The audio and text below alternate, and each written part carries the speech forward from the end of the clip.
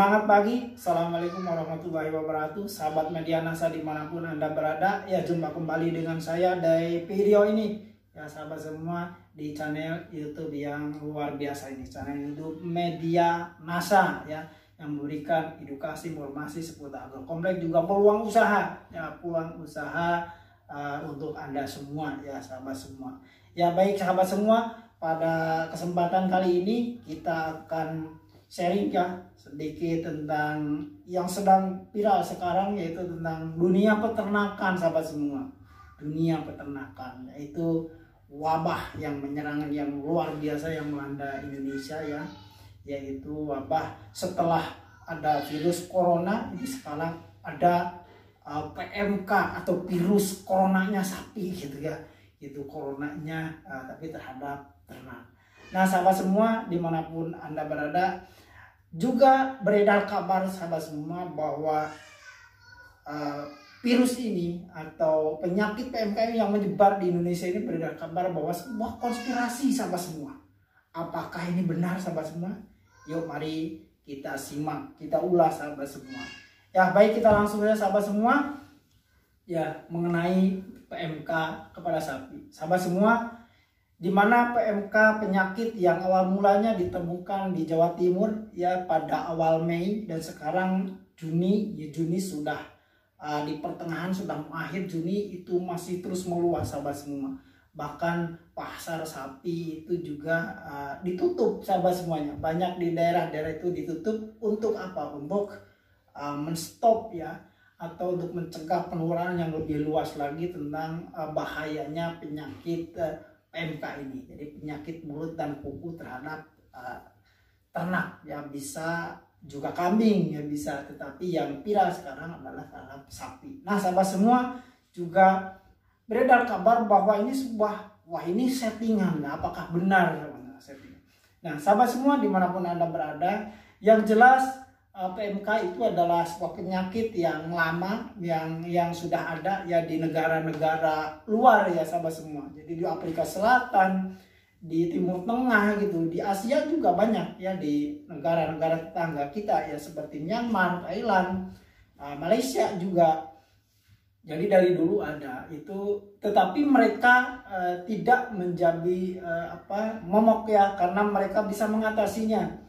Sebetulnya PMK ini adalah sebuah penyakit endemik ya, yang sudah lama, sehingga Indonesia pun dulu pernah ada kasusnya, dan menurut data yang kita ketahui bahwa dulu pernah ada, dan terakhir kasusnya PMK di Indonesia itu sekitar tahun 80-an lebih ya, 84 ya kalau nggak salah, 83 84, sehingga pada tahun 90-an gitu, tahun 90-an organisasi kesehatan ternak dunia itu memberikan sebuah keputusan bahwa Indonesia itu bebas PMK, karena kasus yang terjadi adalah sekitar 83 84, kemudian tidak ada lagi kasus, sehingga di tahun 90 Indonesia dinyatakan bebas PMK. Nah sahabat-sahabat, sekarang tiba-tiba datang lagi PMK-nya. Datang lagi, di mana kita itu sudah dalam ya, bukan sudah ya, masih ada ya pandemi corona itu, dalam keadaan masih dalam keadaan new normal, di mana kita ketahui bahwa virus ya, corona yang melanda Indonesia dan dunia itu yang kita ketahui sudah lama ya, sudah 2 tahun, sehingga ketika corona mereda, tiba-tiba datang lagi virus yang untuk hewan ternak. Nah ini sahabat semua, dan dulu juga diatasinya, cara mengatasinya itu dengan vaksin ya, dengan vaksin. Nah sampai sekarang sahabat semua, pemerintah belum mengeluarkan vaksin, tapi sudah ada obat-obatan. Nah ini beredar kabar ini bahwa vaksin ini ujung-ujungnya vaksin begitu. Apakah benar? Nah dari mana analisanya? Ya begini sahabat media NASA dimanapun Anda berada, vaksin memang sejarah ya, sejarah itu PMK itu selesainya dulu juga dengan vaksin ya. Jadi tidak tertutup kemungkinan bahwa akan ada vaksin yang keluar untuk vaksin ternak ini ya. Kemudian juga kasus yang muncul terjadinya PMK ini adalah awal mulanya dari membukanya keran impor pemerintah sapi dari India. Apakah itu yang penyebabnya? Mungkin saja, ya mungkin saja. PMK-nya itu karena membuka keran impor, kemudian didatangkanlah sapi impor dari luar negeri, dari India tersebut, sehingga ada sapinya yang membawa penyakit tersebut. Nah, di situ salah satu kelengahan, ya, kelengahan tim peneliti atau pemeriksa dari aparatur, ya, yang berwenang di Indonesia ini yang lolos istilahnya, kecolongan, sehingga masuklah penyakit itu ke Indonesia, sahabat semua, sehingga menyebar sekarang dimanapun, banyak, ya, di mana-mana sekarang, sehingga meluas, semakin meluas. Nah, sahabat semua, itulah sebuah rangkaiannya. Awal mulanya rangkaiannya seperti itu. Nah, terkait tentang ini adalah konspirasi untuk mengeluarkan vaksin dan lain sebagainya, ya kita jangan mengandai-andai, ya. Jangan mengandai-andai jika faktanya itu tidak bisa dibuktikan. Jadi yang harus kita lakukan sekarang adalah bagaimana, ya sahabat semua, itu mencegah, ya. Jadi ikut turut serta membantu pemerintah, ya, masyarakat juga semua membantu untuk menghentikan, ya. Jadi memutus mata rantai penularan penyakit berbahaya ini. Bagaimana itu yang harus kita lakukan sekarang, begitu sahabat semua, ya. Bukan mengandai-andai atau mencari kambing hitam si A si B. Yang harus kita lakukan sekarang sekali lagi adalah bagaimana yang sudah terkena itu, ya, bisa sembuh, ya, kalau bisa. Nah, kemudian kalaupun tidak bisa sembuh, bagaimana tidak menularkan kepada yang lainnya. Juga yang belum tertular, bagaimana juga kita mengantisipasi dan mencegahnya. Itu yang harus kita lakukan, dan fokusnya di situ sahabat semua, ya. Jadi fokus terhadap apa yang harus kita lakukan, ya, bukan fokus terhadap mengandai-andai dan katanya-katanya dan lain sebagainya. Adapun nantinya ada vaksin yang akan dikeluarkan, ya kalau itu yang terbaik kenapa tidak, gitu. Karena dulu pun, ya, dalam sejarahnya, dalam faktanya, bisa selesai, ya, ini tentang PMK ini juga dengan vaksin, ya, vaksinasi sama semua, ya. Beredar, ya, kabar itu wajar, ya, namanya orang manusia, ya, kita semua dimanapun ngobrol, ngumpul, kemudian ada ide-ide liar, misalnya yang mengatakan ada konspirasi, ini dibuat settingan dan sebagainya.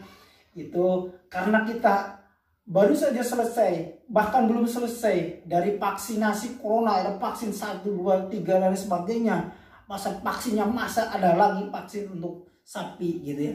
Nah, jadi wajar sekali jika ada di antara teman kawan kita juga yang misalnya ngomong nyeloneh begitu, ngomong seperti itu, ini settingan mungkin dan lain sebagainya, agar menjatuhkan pasar sapi lokal, daging lokal. Jadi sahabat semua, karena mau tidak mau, ya, untuk kebutuhan daging nasional itu belum bisa tercukupi hanya dengan sapi yang ada di Indonesia, sapi lokal. Oleh karena itu pemerintah mendatangkan, ya, sapi dari luar atau mengimpor daging itu untuk memenuhi kebutuhan nasional kita. Jadi di situ dilema sahabat semua. Jadi tetap karena produksi kita, ya, belum bisa memenuhi kebutuhan nasional, maka langkah pemerintah adalah untuk mencukupinya, ya, mau tidak mau adalah mengimpor daging. Jadi yang terbanyak yang kita tahu adalah dari Australia, yang dimana impor daging sapi Australia itu yang sama-sama, ya, dengan Indonesia statusnya bebas PMK, begitu, untuk daging, ya, daging untuk memenuhi kebutuhan nasional. Oleh karena itulah sebabnya pemerintah membuka keran impor. Dan ini informasinya adalah Indonesia itu, pemerintah juga membuka keran impor sapi dari India. Nah, ini salah satu penyebabnya, ya, yang membawa penyakit itu dimungkinkan, ya, dimungkinkan dari situ. Dan untuk hal-hal seperti itu, ya, pemerintah pun tidak tinggal diam, tentu sedang menganalisa musuh dan mengantisipasi segala sesuatunya, tentu yang terbaik semuanya bagi masyarakat seluruh Indonesia. Sekali lagi sahabat Media Nasa dimanapun ada, kita kembali ke fokus kita. Fokus kita adalah satu adalah bagaimana yang belum terkena, ya ternak kita itu agar tidak terkena. Kita lakukan pencegahan. Itu yang paling penting, pencegahan. Kemudian yang sudah terkena, bagaimana bisa sembuh, begitu. Itu yang harus kita lakukan. Kemudian yang sudah terkena kemudian tidak sembuh, kemudian bisa mati. Nah, bagaimana tidak menularkan kepada yang lain? Itu yang harus kita fokuskan, sahabat semua. Nah, sahabat semua, kembali ternak yang diserang itu, sahabat semua, adalah ternak yang memiliki daya imun yang lemah. Ya, yang diserang virus itu, diserang penyakit itu adalah yang daya imunnya yang lengah, ya, pada saat itu lemah. Nah, oleh karena untuk penjagaan, sahabat semua, ya diperlukan asupan nutrisi yang luar biasa yang mencukupi kebutuhan ternak, sehingga ternak itu tercukupi semua nutrisi yang dibutuhkan, sehingga kuat sehat, sehingga tidak mudah terserang penyakit. Itu yang paling penting adalah sebuah penjagaan, ya, menjaga sebelum terjadi. Nah, kemudian nutrisi yang mana saja yang diperlukan adalah proteinnya, mineral, ada vitaminnya, itu penting asupan. Jadi selain rumput itu ya, selain rumput tentu protein lainnya juga bisa, sahabat semua, dibantu dengan supply, ya supply dengan obat-obatan dan sebagainya. Nah, di mana kita pun ya dari 7 hari tiap hari kita menyediakan, ya. Di sini di depan saya ada produk Piterna dan tangguh probiotik. Ini sebuah produk yang layak gitu, sahabat semua, coba untuk melakukan pola-pola pencegahan, ya, dengan produk ini. Jadi di sapi ternak juga bisa ada dicampurkan dengan POC-Nasa Harmoni, bisa, atau dengan tangguh, ya. Tangguh ini adalah sebuah probiotik, ya, juga bisa dicampurkan dengan Piterna dan Piterna ini dengan POC-Nasa dan Harmoni, ya, sahabat semua, yang tentu sahabat semua juga pernah dengar. Bisa dilakukan pencegahan. Nah, untuk yang kedua, bagaimana cara mengobatinya? Mengobatinya juga sama, harus melakukan apa? Kita harus benar-benar memastikan kebersihan kandang. Jadi kandangnya harus bersih, sahabat semua. Ya, kandang bersih itu maksudnya harus kita pastikan kandang itu bersih. Ya, bukan bersih dari sapinya nggak ada, ya, bukan bersih itu kemudian sapinya dijual semua, dibersihkan, bukan itu yang maksudnya. Nah, sahabat semua. Jadi yang dimaksud bersih itu bersih dari kotorannya, gitu ya. Kita sering-sering menyiramnya dan sebagainya. Jadi lingkungan kandang itu bersih. Itu juga sapinya kan suka kadang kotor-kotor, ya. Dari kotorannya juga itu dibersihkan yang nempel pada sapinya. Itu juga penting. Kemudian lingkungan, ya, area lingkungan kandangnya itu penting untuk penjagaan, pencegahan, ya, sahabat semua. Kemudian untuk pengobatan coba lakukan, sahabat semua. Tentu selain obat-obat yang direkomendasikan oleh Dinas Kesehatan Ternak, tentunya juga produk kita juga ini, tetapi ternak juga banyak yang melakukan pengobatan. Ya, jangan makan dengan polanya dicekokin gitu, dimasukin aja Piterna, dimasukin digelonggongin gitu, digelonggongin juga banyak yang berhasil. Ya, banyak yang berhasil, dan sahabat semua juga boleh dan bisa mencoba, ya.